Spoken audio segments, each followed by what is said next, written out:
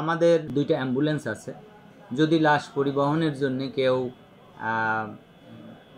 Ambulance তৎক্ষণাৎ না আনতে পারে, তাহলে ওয়েজার্নাস কল্যাণ বোর্ড থেকে আমাদের 2টা অ্যাম্বুলেন্স দেয়া আছে প্রবাসী কল্যাণ ডেস্কে। আমরা সেই অ্যাম্বুলেন্সের মাধ্যমে ঢাকা শহরের ভিতরে যদি পাঠাই কোনো জায়গাতে, তাহলে কোনো টাকা দেওয়া লাগবে না, এটা ফ্রি অফ কস্ট।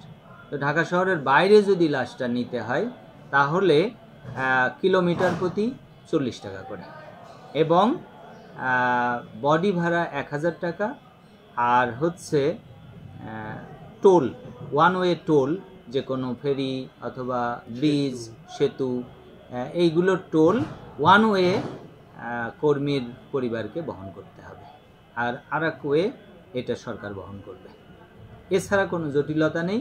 ড্রাইভারদের নাম্বার আমি আমার ফেসবুক পেজে দিয়ে রেখেছি।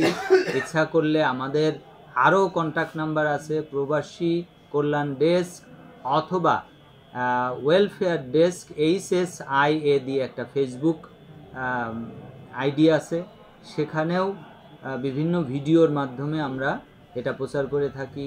এছাড়াও বিভিন্ন মিডিয়াতে এই তথ্যগুলো দেয়া আছে। সুতরাং এটা খুব অ্যাক্সেসিবল, এবং সবসময় আমার কাছে যে অফিসিয়াল ফোন থাকে সেটাও আমি রিসিভ করি এবং মানুষকে এই পরামর্শগুলো দিয়ে থাকি।